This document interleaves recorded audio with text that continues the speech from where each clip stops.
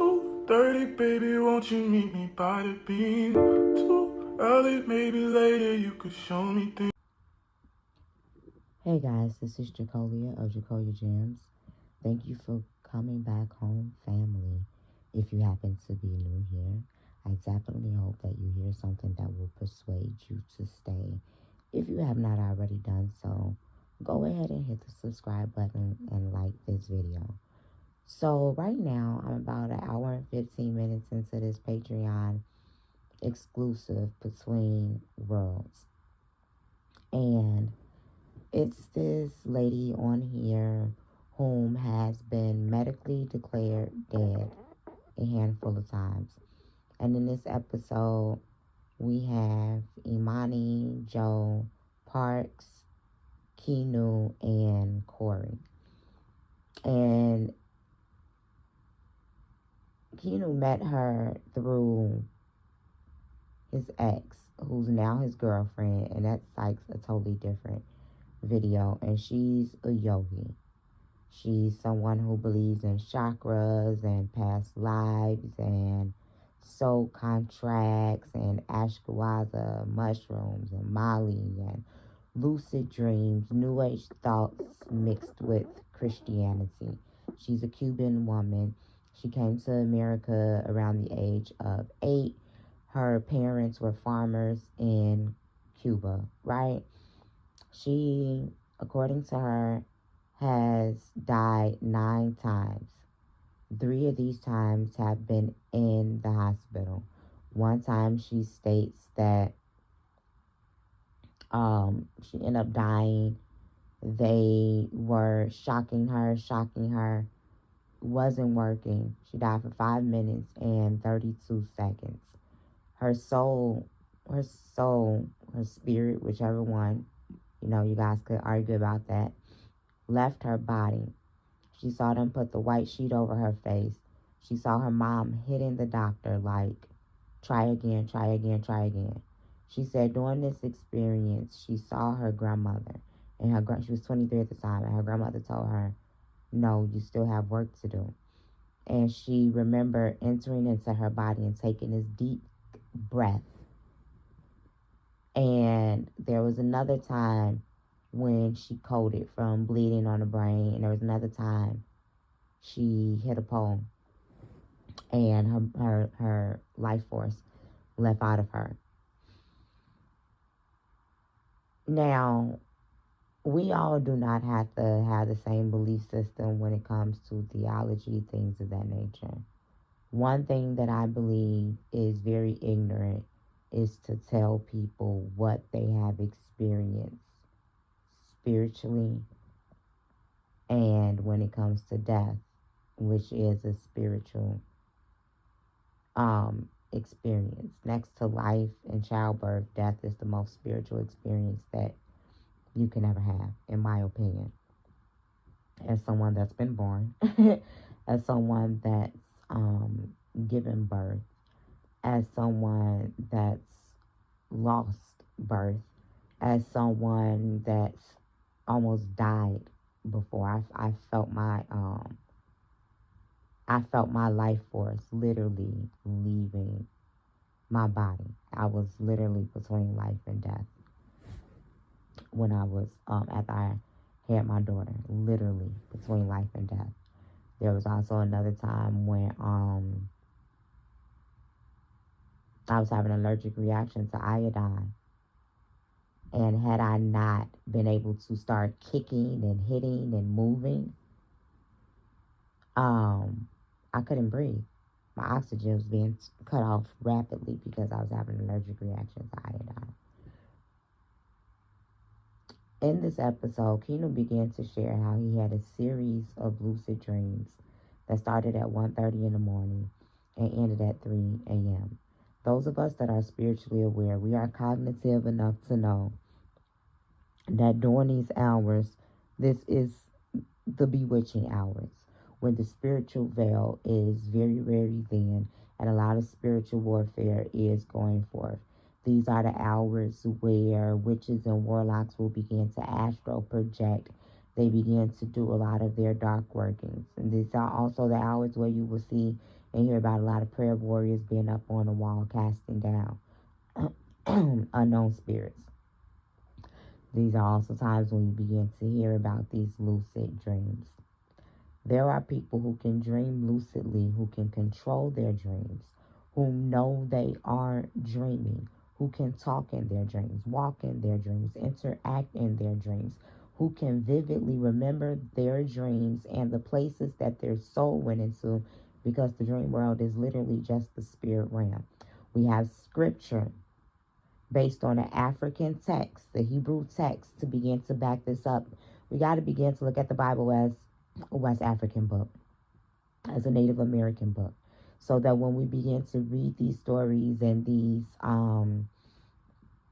experiences, the ones that are not allegory, but the ones that are literal, about the meetings between man and their deity.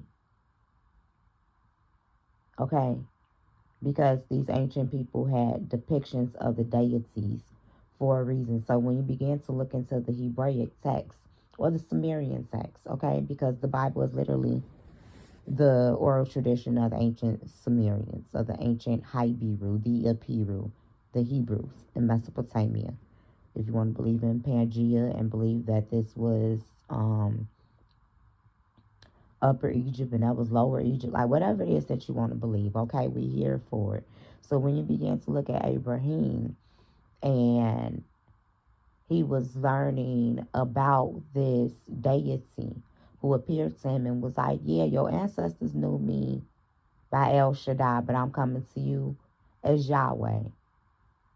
These deities had epithets, which begins to show you that the Hebraic people were very intellectual people to be able to write about the epithets and the different manifestations of the deity, the different attributes of the deity, right? So the deity began to tell him, hey, I need this type of animal, this type of altar. You're going to slaughter it this way. You're going to do this with this. You're going to pour out this libation. You're going to do, all of these West African customs that you began to see over in Cuba, like this lady is from, like you began to see in Haiti, like you began to see in Dominican Republic, like in all of these places, and even in Louisiana, Mississippi Bayou, South Carolina, North Carolina. You see these practices amongst the Dahomey and the Ashanti and all of these Hebraic people all over the world, even in India and so on and so forth, right? And so he did all of those things. He did these rituals, and then when he went to sleep, he had a dream where the deities appeared to him. This is what we would call these days lucid dreaming. So when Kinu had these series of dreams, he felt literal pain in his real body from what he was experiencing in the dream. He felt literal emotion in his real body from what he was experiencing in the dream. I've cried in my sleep before. I've been in pain in my sleep before. I've controlled my dreams. I control my dreams. I choose when I wake up. It's so many things that when you are spiritually tapped in, you are able to do, because you realize that your body is resting, and what happens in the dream world affects your soul in the natural realm. Corey dismisses this. He says that he's had some of these experiences where he'll be awake in a real life, and he'll think about his dream, and he can make a correlation. He does not, and everyone has the right to their belief system. It's when we have a belief system and we are laughing ignorantly at other people's belief systems, like he did on the mic. And this is why I be feeling like people should just be side commentators on Joey's podcast. There is no grace, no tact, and no decorum. And I don't believe in participating in yoga and the chakras and the kundalini and things of that nature. That's outside of the customs of my people. So for me, that would be paganism, because that is not what's for me. And I know some people are like, well, all of those things are African in origin. It goes into the 12 netter, and it goes into the oral tradition of the Jews and the Kabbalah and all of these other. Baby, I know I'm learned and I'm very read. I am very careful about that, which it is that I touch, because being a spiritual person, there's a thin line in between. And that's how you have light working and dark working, black magic and light magic. There's a thin veil between the spirit realm. So Corey begins to tell this woman that he don't believe that she died. He don't even believe that his friend died, who died underground. Even though medically they declared him dead, he feels as if you die and you come back, you never died. He too old to be this ignorant. It don't make sense to me. You can be medically declared dead. If somebody needs CPR, guess what? They're dead. If they need CPR and they are laying there with water in their lungs and they are not breathing before it's even called, they're dead.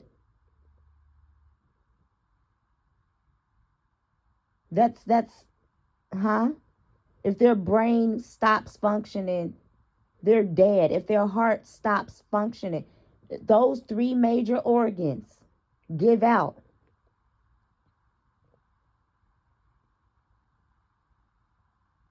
Something got to work.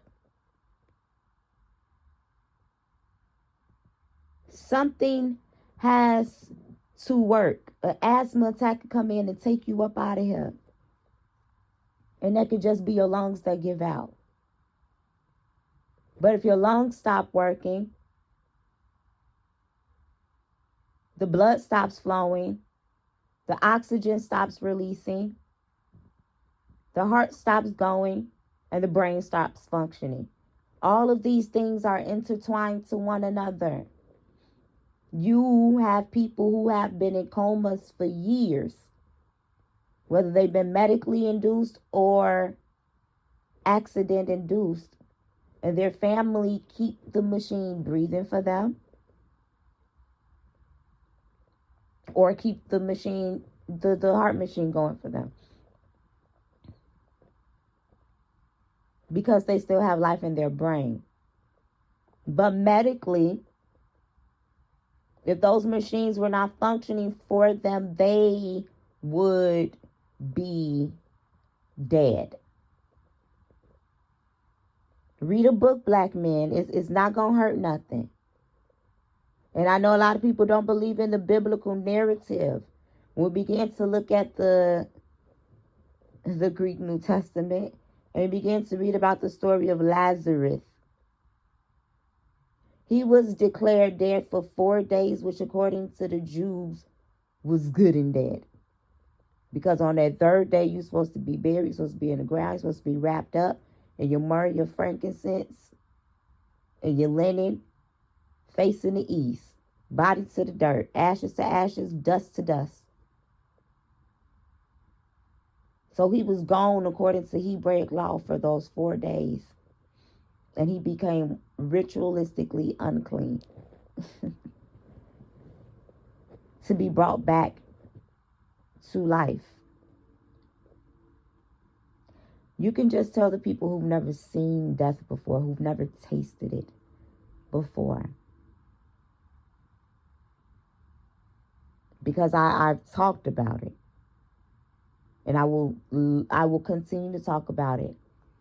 Because the Most High blessed me through my mother, who was a portal between life and death as a Hebraic woman, as we are. When I was 17 years old and I had just had my daughter, my fever went up to 104 degrees. And my body started shaking. Couldn't control. I couldn't even hold my child. Doctors throwing hot covers on me, hot covers on me, hot covers on me. And they like, we can't get a temperature regulated. We can't, they are flooding the room. And no matter what they do, my God, no matter what they do and what they say, they are panicking. They are looking at me and my body, and they are seeing that I am literally dying after I had my child. And I knew that it was nothing that they can do in their finite mind. And I looked to my mother as my father fed my daughter. And I said, Mommy, I am not ready to die. When I tell you, when my body was shaking, I could see everything, but I could not talk. And I thought to myself on the inside, my spirit began to think, if I can just verbally tell my mother what my spirit is feeling, I will be okay. And in that moment, I told my mother that I was not ready to die, and she erupted in a Hebraic tongue in that doctor's office, in that hospital room. And in that moment, I literally felt life re-enter me. And I stopped shaking. Body temperature regulated. Doctors stopped running. I began to sit up. Because the prayers of the righteous availeth much. Y'all, let's just be very cognitive of how we handle people and how we react to experiences. We got to be careful when we start talking about life and death. I'm going to finish watching this episode. I just felt the need to say that because, Corey, you sound fucking stupid. This is Jacolia of Jacolia Gems. Food for thought.